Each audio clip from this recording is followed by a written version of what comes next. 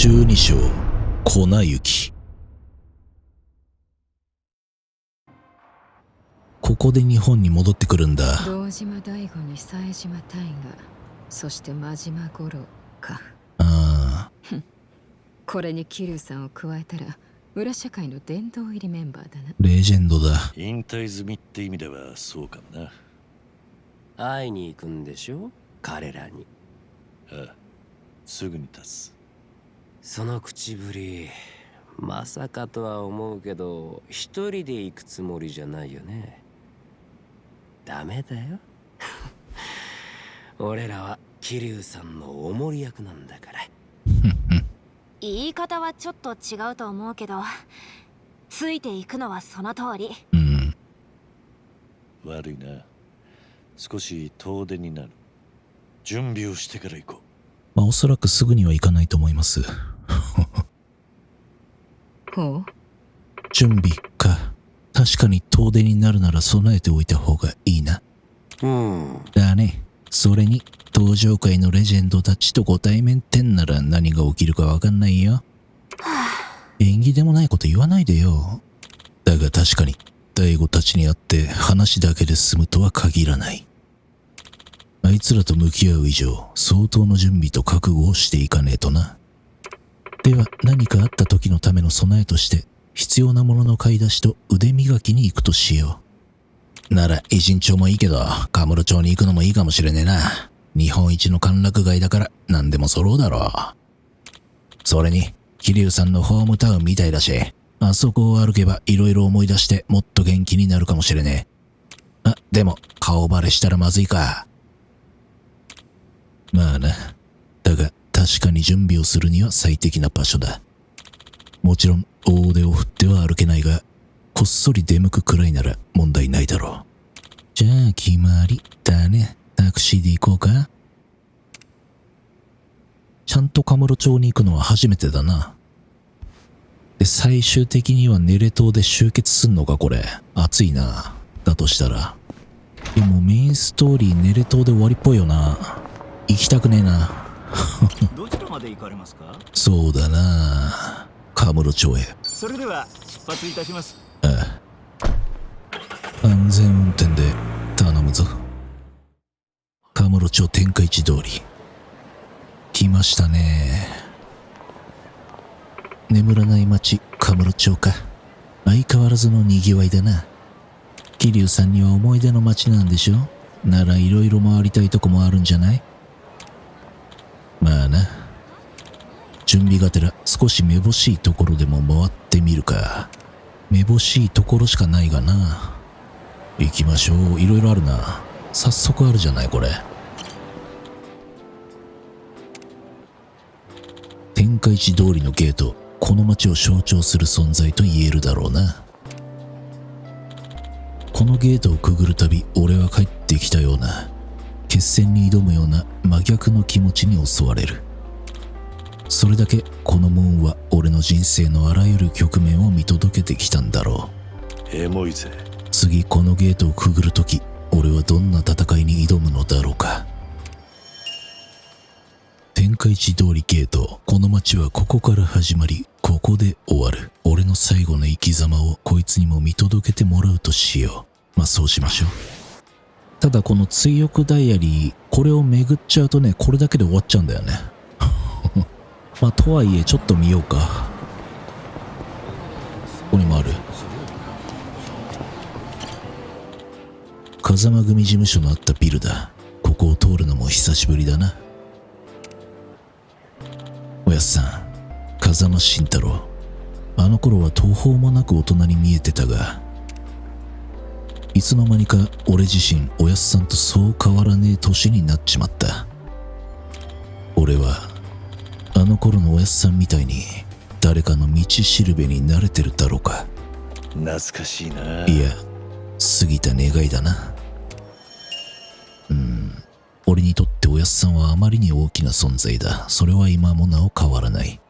おやっさんの背中を追って走り続けて、いつの間にかあの人とそう変わらない年になっていた。今の俺はおやっさんに胸を張れるだろうか。行きましょう。もうちょい見ようか。こいつなんだ？若い頃は大盛りラーメンにチャーハンと餃子も頼んでたのに、今じゃ普通盛りのラーメンでお腹いっぱいだよ。これからは量よりも質という意識に変えていくか。知らねえよ。なんで初対面のやつにそんなこと言ってんだお前。知るか。セレナか。俺がこの街で最も落ち着ける場所はここだ。ニューセレナ。今は伊達さんとママで切り盛りしてるが、かつてここはレイナがママでユミも働いていた店だった。錦と金もねえのによく顔を出したもんだ。皆の取り留めのない話を聞きながら過ごす穏やかな時間。俺はあれがずっと続くと思ってた。なのに残ったのは俺だけだ。この寂しさだけはどうにもまだ慣れることができない。そういえばせめて気兼ねなく今のセレナでいっぱいやれればいいんだがな。俺にとって特別な場所、それがセレナだ。今のセレナもそうだ。かつてのユミたちがいたセレナもだ。未だに消えない寂しさと他にはない居心地の良さ。こんな気持ちになるのは本当にここだけだ。何？今じゃねえだろおめえらよ。まったくよ、余韻に浸ってたのによ。チンピラどもが。めちゃくちゃある。まあそりゃそうだよな。思い出だらけだもんな、カムロ町なんて。スターダストか。一時期は韓国マフィアの人言派に乗っ取られるなんて事態もあったが、オーナーの和樹と店長の優也が奮闘してまたカムロ町一のホストクラブに復活したようだ。仇の人間が生きるには過酷な街だ。二人の頑張りには頭が下がる。そういや、優也のやつと初めて会った時はいきなり喧嘩ふっかけられたっけな。みかじめ背びりに来たヤクザと勘違いされてのことだったがああいう気骨があるからこの町でたくましくやっていけてるのかもな。せっかくだ、カムロ町一なんて言わず日本一を目指せよ、和樹、優也。懐かしいな。その時まだ俺の命があれば匿名で特大の花輪を送らせてもらうからな。カムロ町一のホストクラブスターダスト、和樹と優也の奮闘あってこそのこの店だ。だがこの店はまだまだこんなもんじゃない。いっそ日本最高のホストクラブまで上り詰めてくれ。陰ながら応援してるぜ、和樹、優也。陰ながらと言わずに OK。 この裏にもあるな。ここはもう喧嘩のメッカですよ何回絡まれたか。早速絡まれてるやついますがスルーしましょう。セレナ裏の空き地。まあそれだけの場所なんだが、昔からなぜか俺はここでしょっちゅう喧嘩に巻き込まれてきた。怠慢から10人規模の乱闘まで、全く何がここをそうさせるのか。もしかするとここは喧嘩にうってつけの場所なのかもしれねえ。思い出すぜ。いわば喧嘩の聖地ってやつか。物騒でとても褒められたもんじゃねえけどなみんなにしてみればただの殺風景な空き地に過ぎない。だが俺にとってはくだらねえ喧嘩から命がけの戦いまで数えきれない拳を交えた場所だ。あまり長居しない方がいいな。また誰に絡まれるか分かったもんじゃねえ思い出しかねえな、この場所は。ダメだ、これずっとこれやっちゃうわ。このままじゃ終わんねえなここはなんだ。どうした、大丈夫か。おい、どうした、大丈夫か。発作がどんどん苦しくなってきて。医者はどこだ。わかった、そのまま横にあれ、なった。この近くにあったよな。またなんだ。救急車はダメだ。金がなくてよ。なるほどな。金のことは後だ。今は自分の体を考えろ。そうだね。でももし借金取りに見つかったら今助かってもどうせ俺は終わりなんだよ。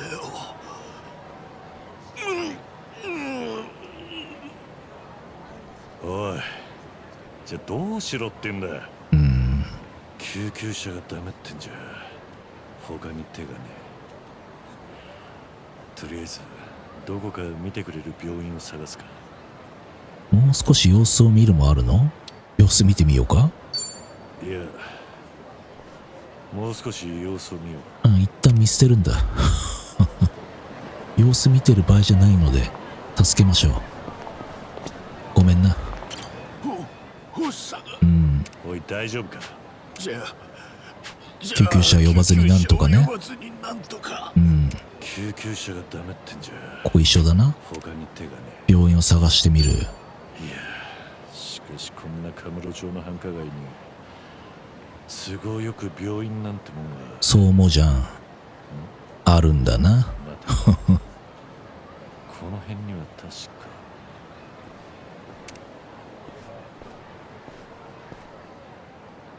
ここも懐かしいな、江本医院。そうだ、江本医院。カムロ町一の名医だ。あそこなら金がなくても見てくれる。強くダイアリーですね。変わらないもの。ここの先生と初めて会ったのは随分昔だ。ホームレスだろうが不法滞在の外国人だろうが困っている患者がいれば見ないふりはしない。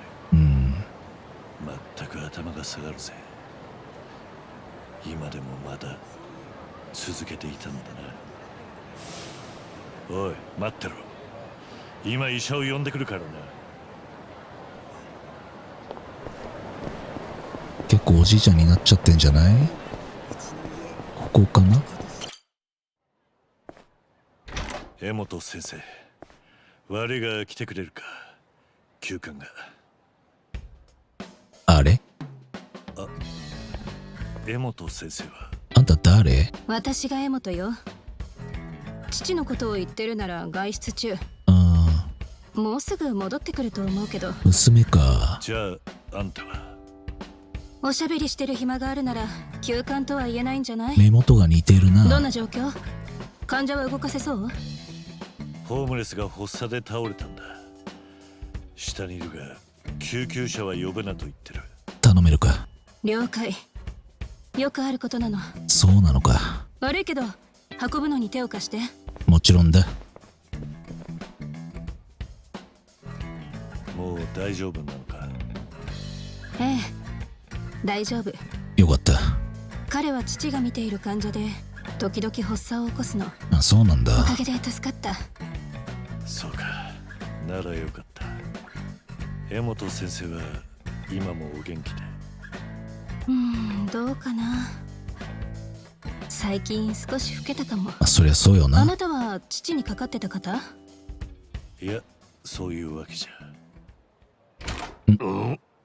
どうしたんだこいつは。何があった？白が増えたな。桐生さんと一緒で渋みが増したわ。発作を起こして倒れてたの。お父さんがあげた薬を切らしたみたいね。そちらの方が呼びに来てくれたおかげで大事に至らずに済んだ。そうか、助かった。ありがとう。目を覚ましたらこいつにもちゃんと礼をさせよいいんだ、それには及ばない。もうすぐに帰るよ。お父さんのことを知ってるみたいだったけど。いや、知ってるというか噂で聞いただけで。それも随分昔に。へえ、いい噂？それとも悪い噂？いい噂だと思う。そいつはありがたい話だな。今は娘さんと二人でこの医院を。まさかここは俺が一人でやってるんだ。こいつはたまに手伝いに押しかけてくるだけ。あとは継いでほしいと頼んだわけでもないのにな。確かに頼まれてないけど、父が何を言おうとこの院はカムロ町に必要な場所だから。そうだな。逆にもういつ引退しても結構ですよと言っても、父が頑固に居座り続けてるわけ。まあそう言うな。まあちゃんと意思受け継いでるな、娘も。何か？ああ、分かってるけど察して聞かないでいてくれてんだな、これ。いや、失礼。もしかしたらあんた昔の知り合いだったかと思ったんだが。うん。そういえば何年か前に死んだはずだったよ。彼はカムロ町じゃ伝説と言われた極道だったんだ。そうだったのか。その声にも聞き覚えがあってな。よく似てる。でもやはり人違いなんだろう。でなきゃあいつが何年もどこかで死んだふりしてたってことになっちまう。ああ、あいにく人違いだ。俺はそんなんじゃない。そうか。だが昔はよくカムロ町に入り浸っていたよ。あんたの噂もその頃に聞いたんだ。金と女が全ての好ましでただ一人、持たざる者に手を差し伸べてくれる人格者の名医がいるってな。いろいろと尾ひれがついてるな。ま、名医ってとこだけは否定しないでおこう。二人とも奥歯に何か挟まってるの？なんだか私はお邪魔みたいね。いや、そういうわけじゃ。ちょっと一休みしてくるからごゆっくり。空気が読める子だ。頼もしい後継者がいて心強いな。あんたの背中を見て育った先生だ。一目見ただけで頑固そうなのがよくわかるよ。まあ一度言い出したらもう人の話は聞かん。だがああいう性格でなきゃこの医院を続けていくことはできんだろう。患者たちも俺みたいなジジイよりも娘に治療される方が嬉しいと見える。そりゃそうだ。いつになったら隠居するんだって最近はよく聞かれるよ。さすがにそいつは無礼だな。まあ慕われてる証拠だよな。ああ、おかげで死ぬまで医者でいてやろうってガッツが湧いてくる。恩知らずの患者たちにまだまだ衰えてないところを見せてやるさ。会えてよかった。よかったね。江本先生。医者の立場として歓迎するわけにはいかんが、必要な時はあんたもまた来るといい。もし何か隠し事があっても医者は患者の秘密を守る義務がある。安心だぞ。そうだな。わかった。その時は当てにさせてもらうぜ。江本先生でも治せないか。でもな、桐生の病は。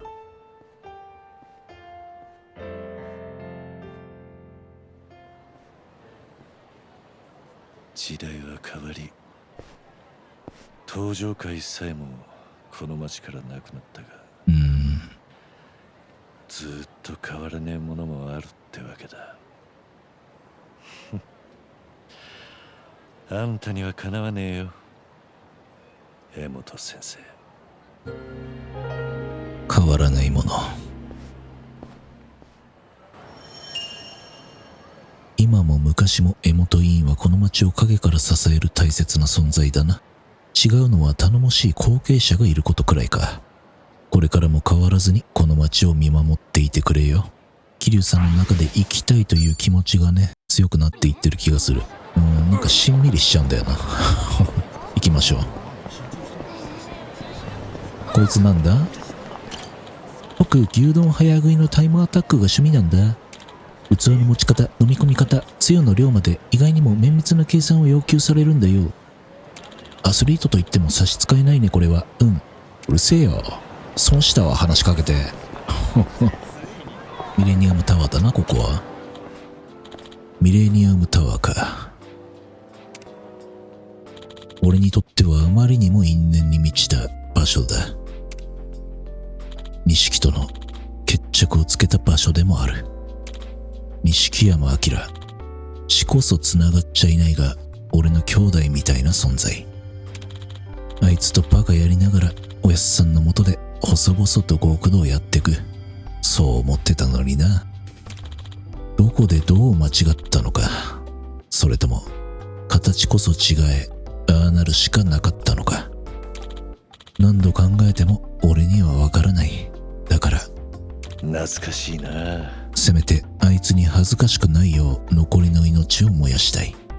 せめてな。錦山明、俺にとっては実の兄弟みたいな存在。もしもを考えても仕方がないことは分かってる。だがそれでも考えてしまう。あんな最後にならずに済む道はなかったのか。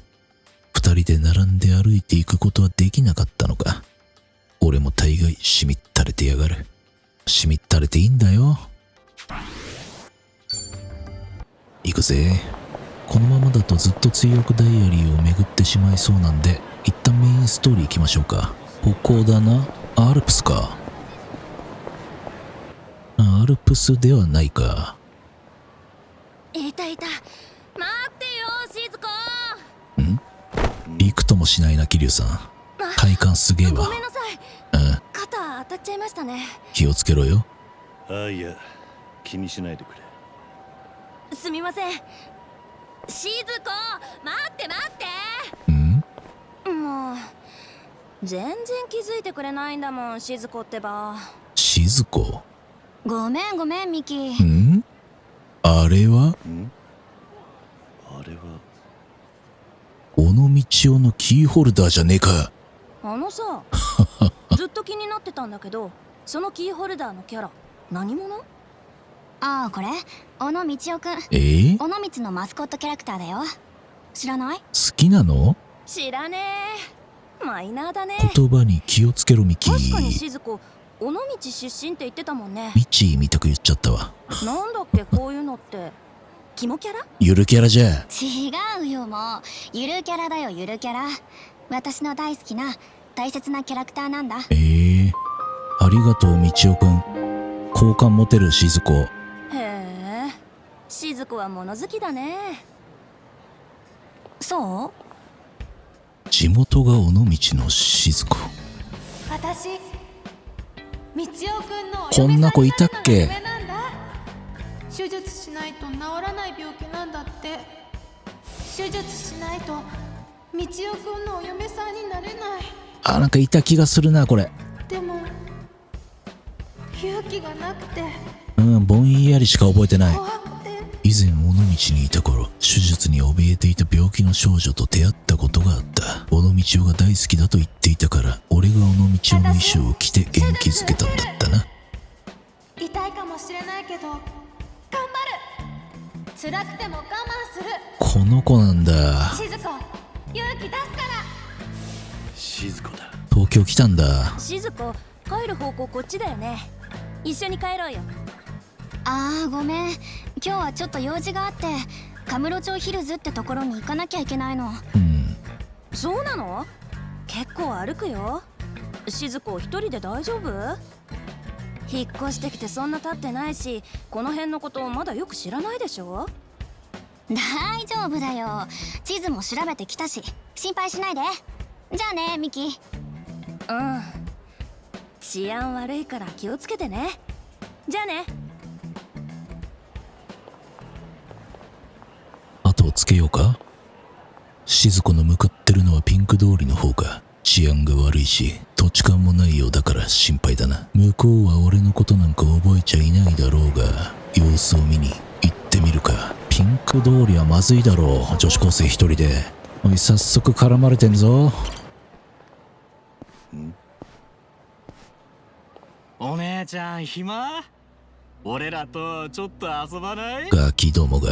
この辺に雰囲気のいい店あってさ。もちろんおごるよ。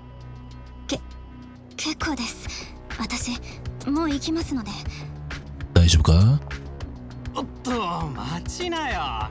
そんな釣れないこと言わないでさ。いいじゃん。そもそもこの辺をうろついてるってことはナンパ待ちだったんじゃないの？違います。迷ってしまっただけで。また照れ隠し？なあ、お兄さんたちといい思い出作ろうぜ。誰か助けて。行きましょうか。いきなりぶん殴った。てめえの汚ねえ手で静子に触るんじゃねえ。惚れちゃうよ。なんだよこのおっさん。惚れた方グッドボタンよろしく。なんで私の名前を。わかったか。目障りまあ普通気づくよ。さっさと消えろ。俺が本気で怒らないうちにな。怖えよ。やべえやつだな。おい大丈夫か？逃げるぞ。覚えてろよ、このクソ親父が。たく最近のガキはまったくだよ。ありがとうございました。ん？ああ、いや気にしないでくれ。じゃあな。もしかして桐生のおじさんじゃないですか？え？いや気づくよ。絵じゃなくて。やっぱりそうですよね。道夫くんを私に会わせてくれた桐生のおじさん。こんなところで会えるなんて。もう隠せなくなってんな。お久しぶりです桐生のおじさん。静子がまさか俺を覚えているとはな。だが静子は俺が桐生一馬だとは知らないし、桐生一馬がどんな人間かも知らないだろう。変にそっけなくして傷つけてしまってもよくない。普通に接するか。久しぶりだな静子。俺のこと覚えてるのか？忘れるわけないじゃないですか。私の命の恩人なんですから。恩人？はい、ずっと会いたかったんですよ桐生さん。憧れてんのか。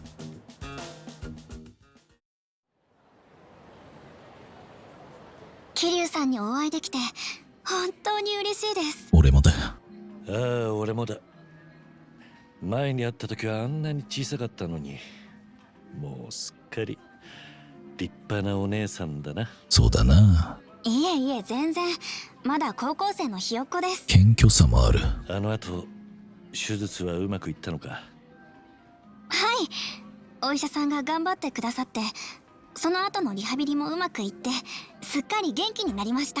よかったな。それもこれも全部桐生さんのおかげですよ。俺は何もしていない。そんなことありません。手術を怖がっていた私を道夫くんに会わせてくれたじゃないですか。そうだな。道夫くんは私に手術に立ち向かう勇気をくれました。あの勇気がなかったら私手術を拒否し続けて、もしかしたら悪い結果になっていたかもしれません。だから桐生さんや道夫くんには本当に感謝してて、いつかお礼が言えたらなってずっと思っていたんです。でも桐生さんとは一度会っただけで、それ以外何もわからないから探せなくて、まあそうだよな。ずっと心残りだったんです。だから今日お会いできて本当に良かったです。俺もだ。俺もお前の手術がどうなるか心配してたんだ。こちらこそ会えてよかったぜ。でも桐生さんがまさか東京の方だったなんて思いませんでした。どうりで尾道を探しても見つからないわけです。お前こそどうしてカムロ町にいるんだ？尾道から引っ越してきたのか？はい、実は私医者を目指していて、その夢のために東京の医大に強い学校に入学したんです。そうなのか。それをきっかけに家族で上京しました。家族で？医者か。すごいじゃないか。慣れたらですけどね。慣れるさ。同級生もみんな頭いいし、ついていくのがやっとです。頑張れ。でも病気の私を救ってくれたお医者さんみたいに私もいつか誰かの命を救えたらなって。いいじゃねえか。だから一生懸命勉強して絶対に夢を叶えたいって思ってるんです。立派になったな、静子。素敵な夢だ。お前ならきっと叶えられる。はい。もし桐生さんが病気になったとしても、私が医者になって治してあげますから。なんて。それはちょっと遅いかも。ありがとうな。その時はよろしく頼む。はい。さて、そろそろ行くか。お前行く場所があるんだろう？送っていくよ。この辺は危ない輩が多いからな。はい、ありがとうございます。ほら、桐生さんまだ死ぬわけにはいかねえぞ。静子が医者になった姿もちゃんと見ないと。なあ、みんなそうだよな。こんなところ。グッドボタンよろしく。もう一人でほっつき歩くなよ。はい、迷っちゃって。今度からはカムロ町は一人で出歩かないようにします。それがいい。そのキーホルダー、小野道夫のことまだ好きでいてくれてるんだな。もちろんですよ。道夫くんと私結婚するんですから。何？はあ、そういえばそんなこと昔言っていたな。医者になって道夫と結婚か。今でもそんなこと言ってんの？もっといい相手を探した方がいいと思うぞ。なんでですか？道夫くんは面白いし優しいし強いし最高の旦那さんになると思いますよ。え？いや、あいつはなかなか面倒なやつなんだ。頑固だし不器用だしひねくれもんだしな。自分のことよな。桐生さん、野暮なこと聞いちゃうかもしれませんけど、道夫くんとして私を助けてくれた人ってやっぱり。静子、そりゃ野暮だ。ここにいたのか。ああ、また来た。探したぜ、クソ親父。もう無駄な時間なんよこれ。さっきの借りを返しに来たぜ。倍返しにしてやろうと思って。ダチも一緒にな。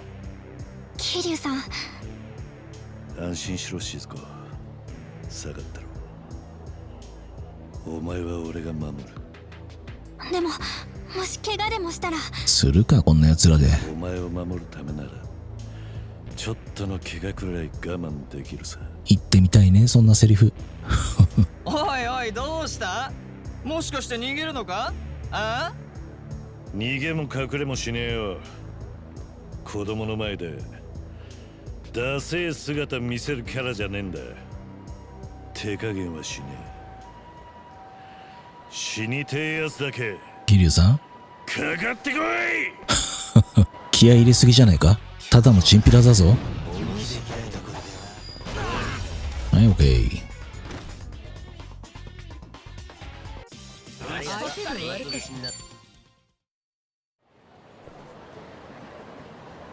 桐生さん、大丈夫でしたか？ああ、この程度どうってことない。静子は平気か？はい、桐生さんが守ってくれたから、あの日みたいに。よかった。なら行くぞ。はい。今日はありがとうございました。道まで教えていただいて。気にすんな。好きでやったことだ。これ今日のお礼です。受け取ってください。いいのか？もしよかったらつけてくださいね。これで桐生さんとお揃いだ。いいのか？お前の大事なもんなんだろ。それ私家に50個持ってますから大丈夫です。ああ、そうか。そんなにいらねえだろう。ガチ恋じゃん。ありがとうな。こちらこそ桐生さんには本当に感謝しかありません。私ダメですね。この年になっても桐生さんに助けられてばっかり、与えてもらうばっかりで何も与えられない。桐生さんに私ももっと何かしてあげられたらいいのに。そんなことはね。静子、それは違うぞ。俺はお前に今日十分すぎるくらいたくさんのものを与えてもらった。あんなに小さくて手術に震えていた女の子が元気になってこんなに素敵なお姉さんになって夢を追いかけて一生懸命毎日を頑張っている。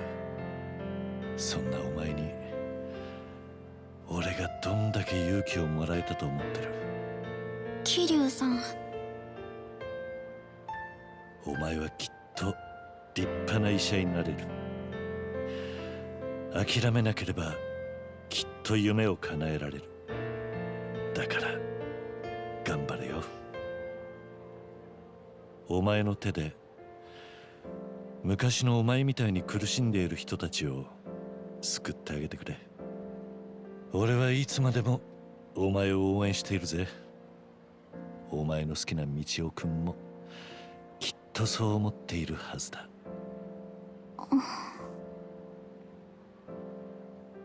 じゃあな、静子。元気でな。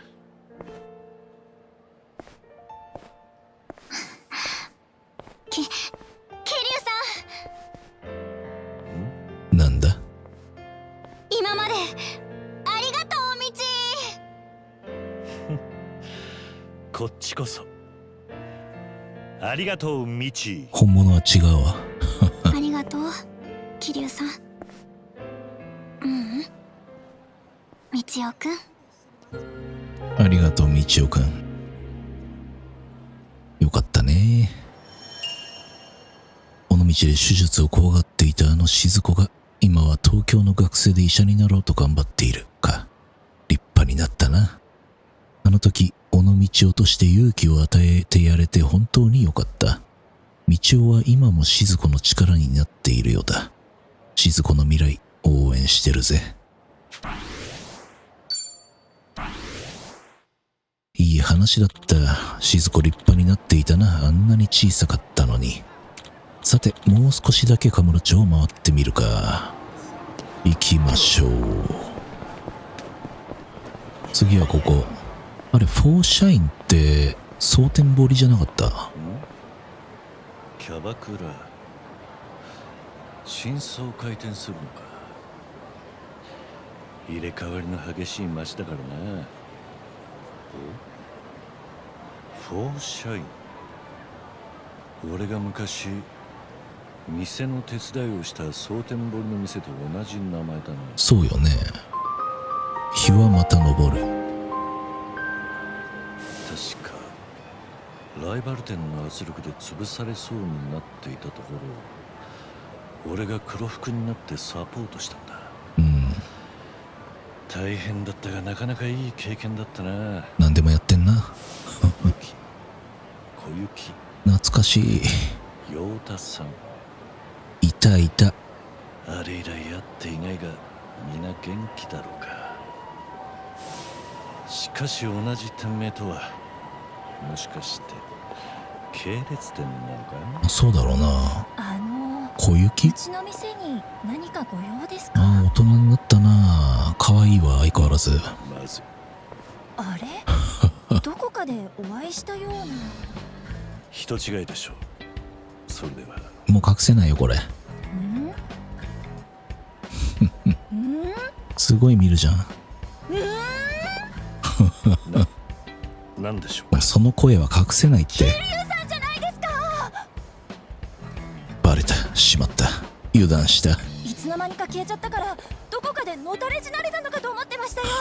言い方。もう少しは顔出してくれればいいのに。お久しぶりです。お元気でしたか？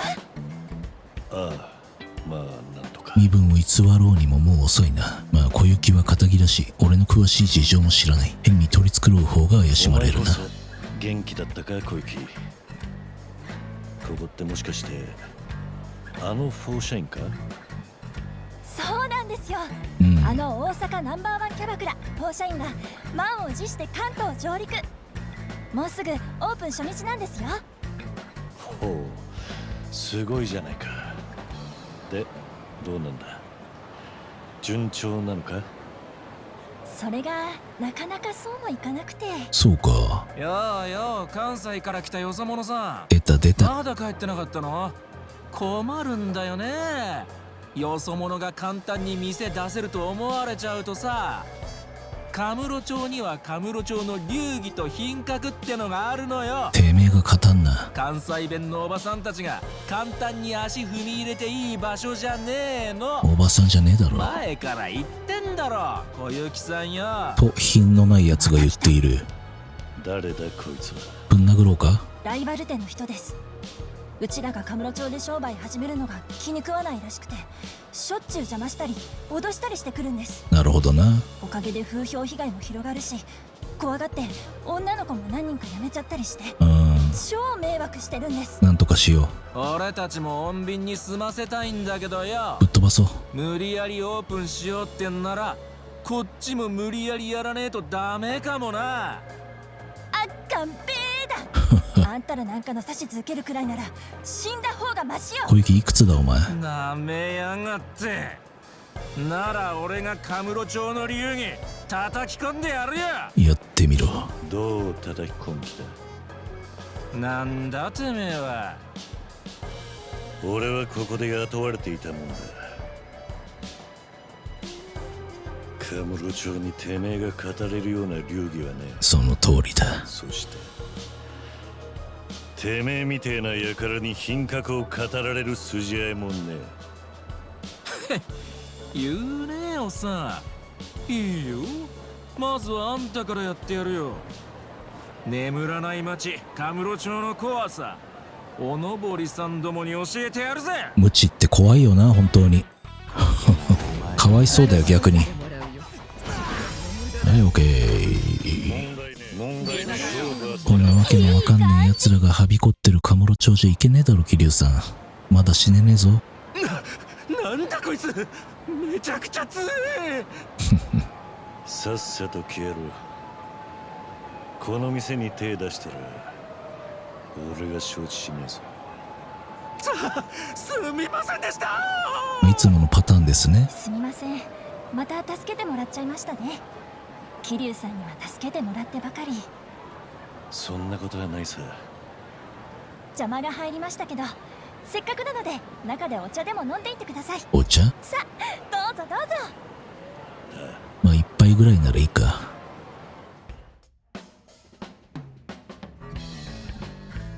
なかなか広くていいじゃねえか。気に入ったぜ。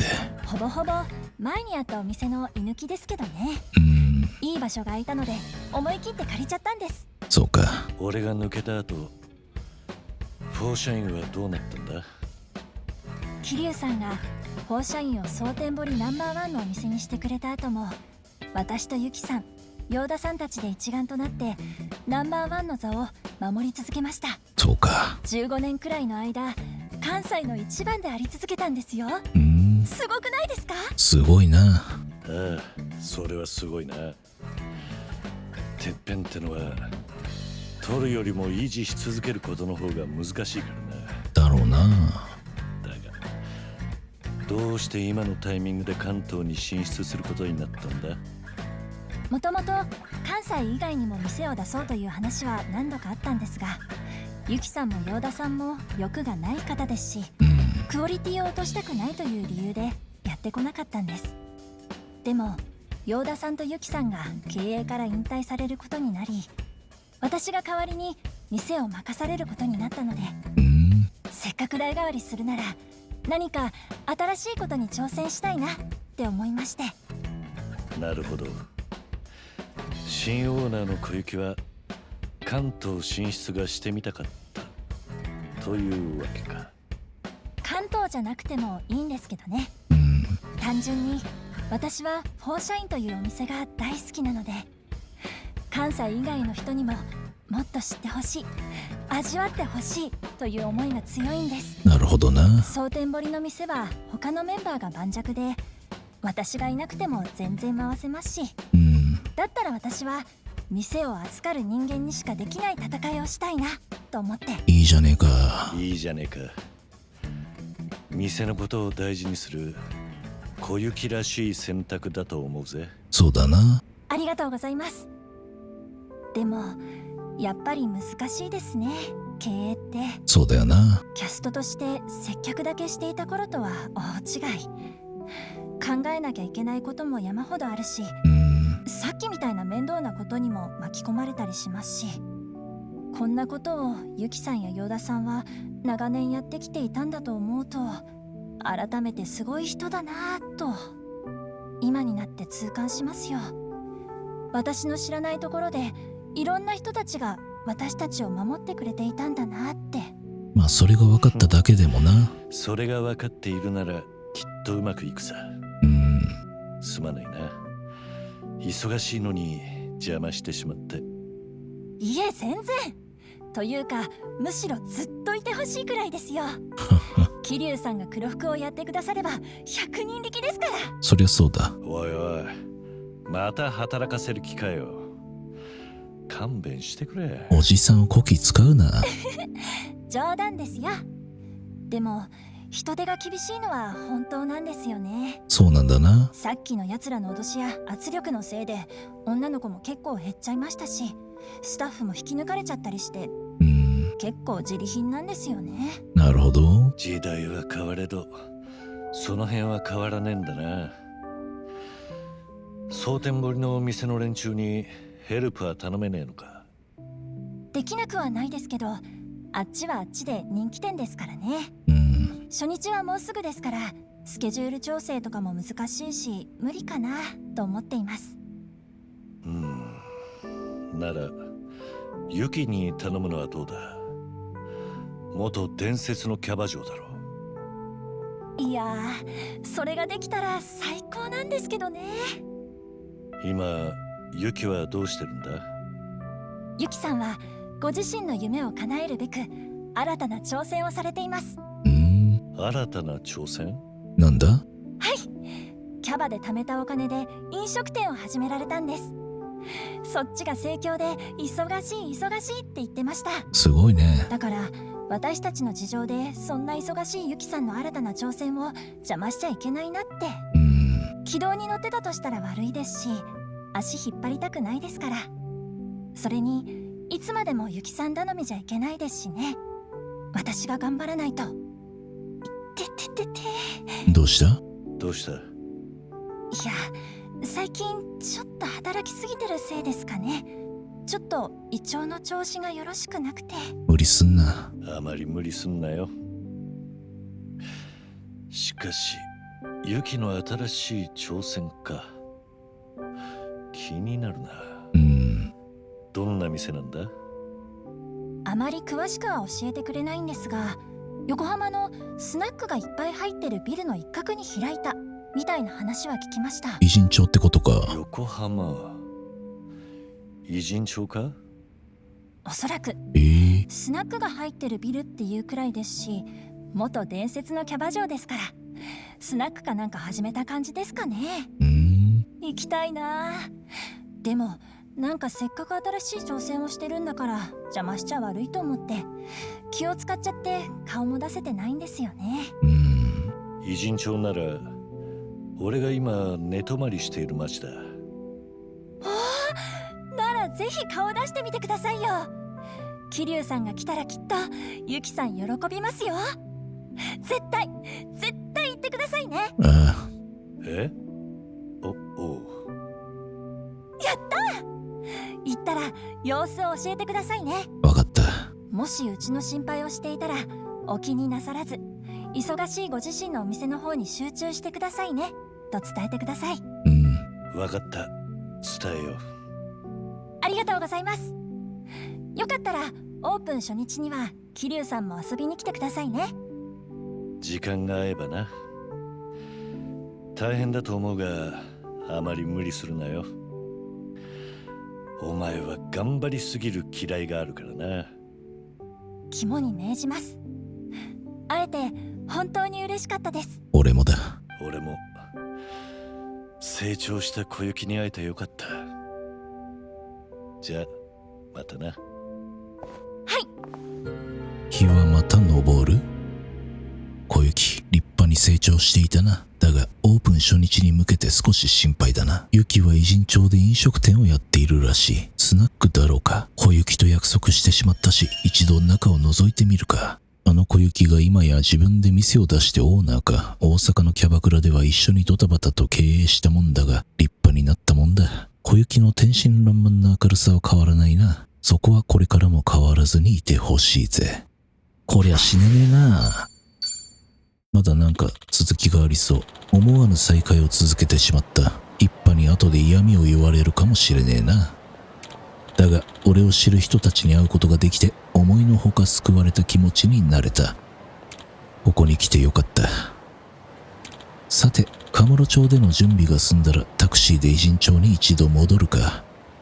ああ、戻るんだまた。となってくるとカムロ町の強くダイアリーちゃんと見たいな。一気に。丘サーファー中ですが、ここで終わりにしましょう。カムロ町にまだ追憶ダイアリーがね、かなりの数残ってるんで、それを見た後に偉人町に戻ろうと思います。なので、次回はもしかしたら追憶ダイアリーだけになるかもしれない。睡眠導入にもってこいですね。